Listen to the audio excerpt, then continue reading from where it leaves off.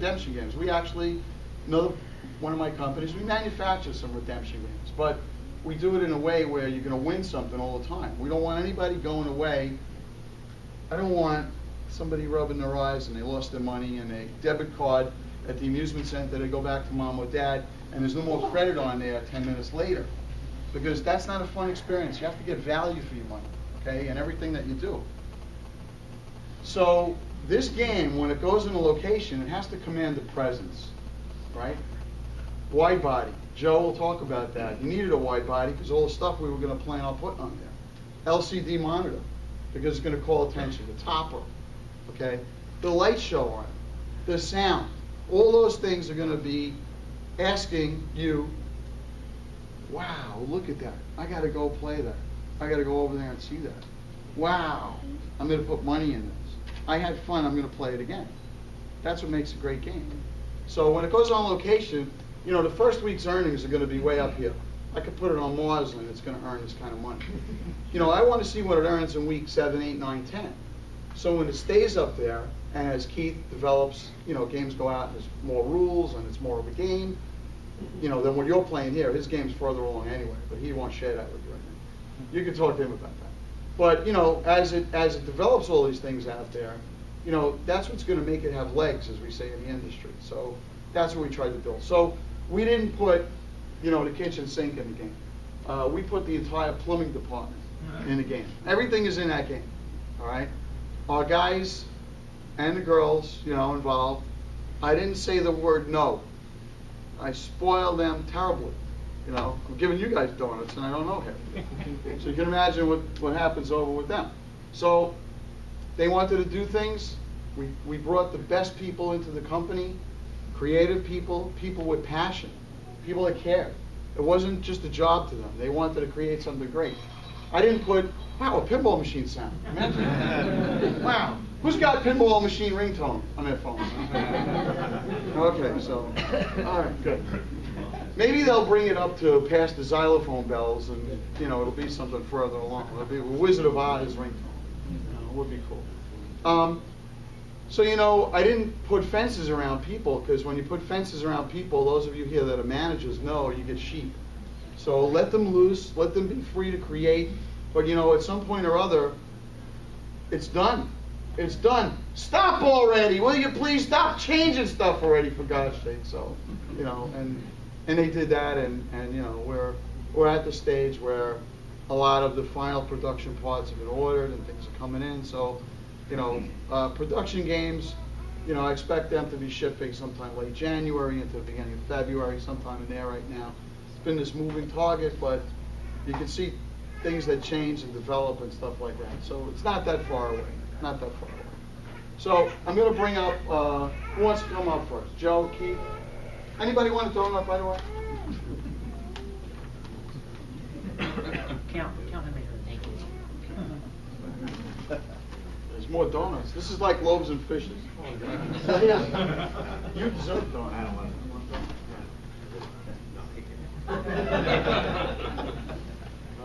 Yeah. So no, I better eat that one. For those of you that don't know me, my name is Joe Balcer. I did all the lines and circles on this game. That means everything on the game, the whole play field. Speak up. The positioning of everything. There's no microphone. No. The positioning of everything, the whole layout, everything was mine. Hello? I don't think that thing's working anymore. I think the battery broke. Oh, there you go. There you go. Check it out. Is this thing You're on? doing impressions? You're going to sing? No, don't do impressions tonight. Don't sing. So that was my responsibility. Jack brought me on and said, let's do a pinball machine. And he said, let's do Wizard of Oz. And I mean, even at first, that's something that, Wizard of Oz, but it's amazing what's available to you and the ideas that come out of the movie Wizard of Oz. It's a nice thing about licensed product is the storyline is there. You just got to pick it apart and turn it into a pinball. When we first did it, our whole crew met and made a list this long what we wanted to see in the game. So we brought that down to, I don't know, 8 or 10 items we wanted to see. Somehow, thanks to the wide body format, there was a little bit more room to fit a little bit more stuff. This game is loaded. It's the most loaded game I ever worked on. I did Simpsons with Keith. Before the game hit the production line, I left Stern and went with Jack to do Shuffle Alley, and we did a new version of the old puck bowler. And Keith, the game was there. It really wasn't changed that much after I left. But Keith and his magic worked with a layout that we really enjoyed when I first did it, and it turned into what it turned into, which is a lot of people's favorite game out there. And it really feels good when people can recognize me for at least that game. There's a bunch of other games I did, at Stern. To me, pinball is just that much fun to do as a job. I can't find another job that I've done in my life that has been fun as pinball is, and it's so limited too. Is once you're a game designer, there's not a lot of pinball game designers on the planet, so it's a neat job to have. This thing evolved pretty quickly once we realized this list we wanted, and it evolved into something really big. One of the things I thought of when we first were going to do a company, and Jack we talked about doing a company, I wanted to keep it kind of simple. And let's do one new mechanism. We got the Williams IP, so we got flippers, pop bumpers, slingshots. That's one thing that really people back us up in a big way, because everybody's favorite flippers on the planet are Williams. We have Williams flippers. Nothing's changed on them. It's the same design, same feel. It's the main part of the game. So people like Williams flippers. I mean, we had an opportunity to get Gottlieb. Gottlieb was out there for us, and I heard some moans about that. We could have had all those big old Cadillac, big monster drop target assemblies and other things. And I worked for Premier Technology, and we had the big monster. I started there making fixtures for the big monster 10-bag drop targets and everything else. So once we got the Williams IP, we knew we didn't have to spend a whole lot of time on the basics. Like I said, the flippers, slingshots, pop uppers, up kickers, shooter lane. You would think that would have made it easier. It did, because we didn't have that hurdle to jump, but everything else we wanted to put in the game, it was a mountain. And the mountain seemed to keep going up as we were going, and eventually, like Jack said, you got to stop. So when we stopped and we completed it, what you have in the other room is what this guy evolved into, and it is a monster. You're getting a lot of stuff for your money. The program is only, I don't know, 20%, 25%, I don't know. It's low on what you're seeing out there. So, and we all know that's what makes the game eventually. It's not all the mechanics that, it's how it works in the program and what it tells you to shoot at, and the whole thing comes together, and it's all choreographed, and it comes together in a great way when it comes together. So you're out there, you're able to shoot it. It's a great shoot-around game, and we're getting a lot of feedback and a lot of compliments on how great the game shoots, and that's without a solid set of rules in front of you. So we got something going here, and that's what we're all proud of, that we're able to show you what's there. You're able to see a finished product from the mechanical side of it and the artwork side of it. But once you do get your hands on the game, and once you do get to play it with a complete set of rules, with all the sound, which we have an incredible amount of sound and music scores that Chris Granner did for us that aren't even in the game at this point either. There's a lot of stuff out there, a lot of visual stuff that we've spent a long time putting together, and once you guys get your hands on that and get your eyes on that and see all this and feel it and hear it, that's an amazing thing. One quick story about the headphone jack. There was another thing we added to the game. Put a headphone jack on there. We got to have a headphone jack. Anything named Jack. Anything named Jack. And another side story to that, we have another Jack on the game, which is in the back of the game, What's that called? and that's called the blackjack in the back bracket. And that's what I named it. It's on the drawing. It's the blackjack in the back bracket. And it's a bracket, and it's black, and it holds a jack, and it's in the back. You had to name it that. What else are you going to name it? So, and that jack, that's an RCA jack on the back of the game. So when you have your home game, and you want to plug a powered subwoofer into the game, you want to plug it into your surround sound, you run a cable to it, and now your whole house is Wizard of Oz. So that one I got. Okay, the other one about the headphone jack, I'm thinking, I mean, we had to redesign the door. We had to bring in, you know, we brought in another company, Pinball, who's worked with us on the complete sound system, which is fantastic the way it worked out. They worked on the door, so we got half controls involved because they're doing the door. We got pin invaders involved. We're doing all this stuff to the door. We're adding this, we're adding that. Another part of the game you never thought you'd touch. Here we are tearing this thing apart, trying to fit this headphone jack with controls on the front of the game.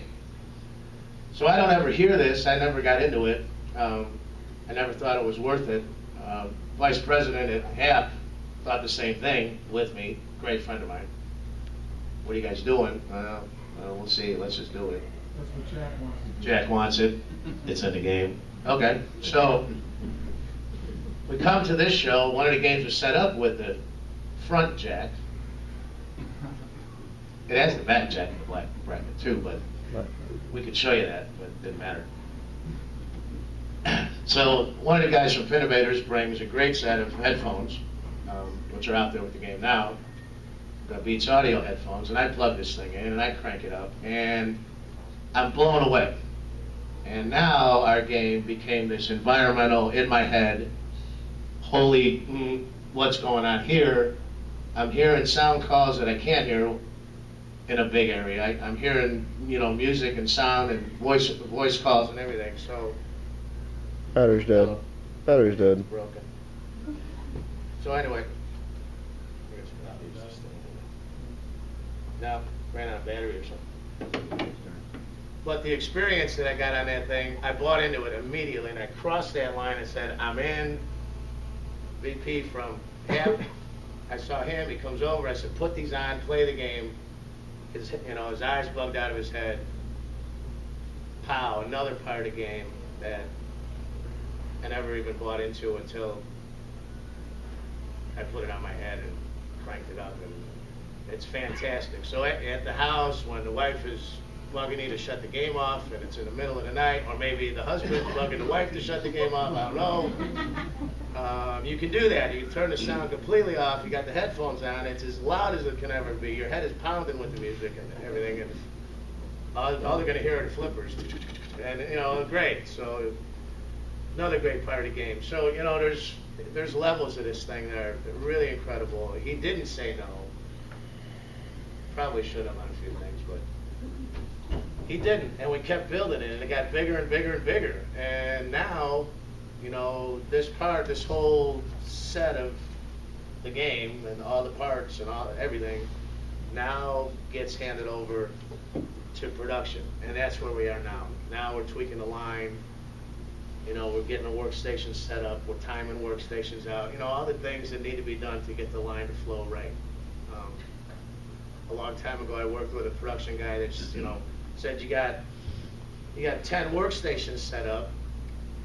You got to time those workstations out so they're all working the same. And after a while, you understand what he's talking about, because if you have 10 workstations set up, and this one's 5 minutes, and the next one's 2 minutes, and this one's 9 minutes, and this one's 14 minutes, and this one's 10 minutes, but you have traffic jams, and it doesn't work right. So, everything, say, let's call it 5 minutes. So you want to try to get everything down to each person that's working that line, and that's just how it works. So then everything starts to move. So, we're in the process of that, pulling the whole electronics package together, getting everything done as far as getting rules in the game tested. We put a lot of hours into making our mechanics right. Jack said two things: it's got to work and it's got to be fun. So, and he's right. I mean, game could be fun, it doesn't work. A game could work and it's not fun. So we had to find that fine line between the two. So we have test fixtures banging away all the time. We've got hundreds of thousands of hits and cycles on the playfield, hard coat on each and every one of our unique mechanisms, the monkey mech, the house, the door mech, the witch mech. And we're seeing we can catch problems, obviously, before you guys get the games, we fix them.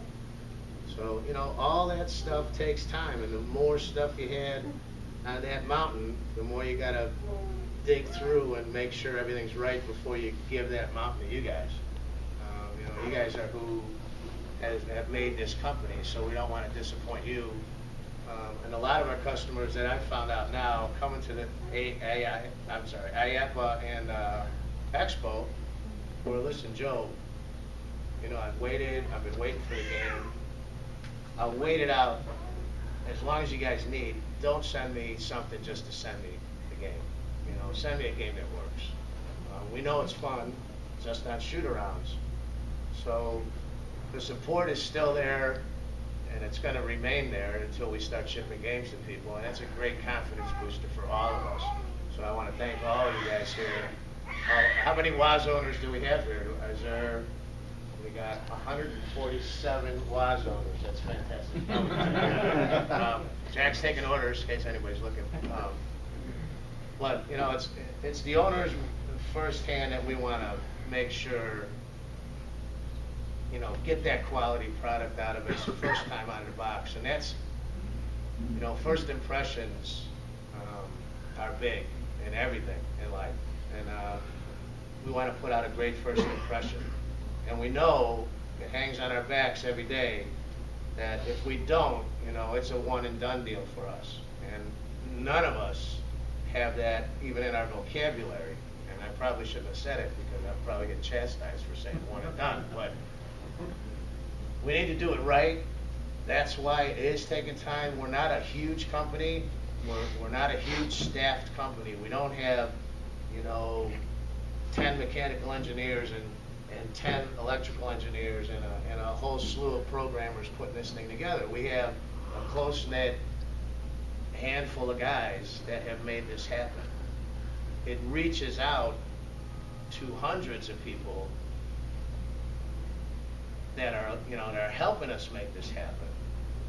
But, you know, it is a handful of us, a core group of guys that made this happen. And it's a dream for all of us. It's huge.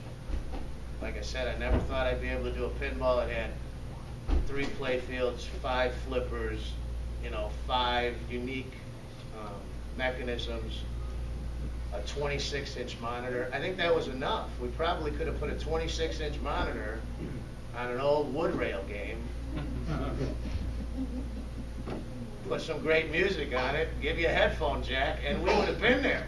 But that's not what's out there. You know, everybody here has seen it. I mean, compare it to everything out there, and it is a game changer. And we want to start. That's our platform. That's going to evolve, and that platform's going to get better than what it is now. So I'm happy to be here. I'm happy to be talking to everybody, and I'm happy that we have a game on the floor that you guys can see it and feel it and play it and, you know, get it. Like Jack said, a lot of guys coming up to us and saying, I get it now. I've seen all the pictures. I've seen everything you guys put on the internet, but now I get to see it. So it's like looking at a new car. You see it on commercials. It doesn't mean anything to you until you get there and you get in it and you test drive it and you open the hood and kick the tires and all that other stuff. So that's what we're here for. That's why we brought the game. And I mean, it's the first one we're coming to with a game. It is definitely not going to be the last. And you know, we hope that we're the centerpiece for the tournaments coming up. And I mean, it's going to be a great experience for everybody. That's what's cool about it. It's not about us. It's about you guys. We got to do what we like. And if you guys like what we like, we hit a home run. So, any questions from anybody? Besides, when are we shipping the game? Okay, all right, yeah, we'll do that one.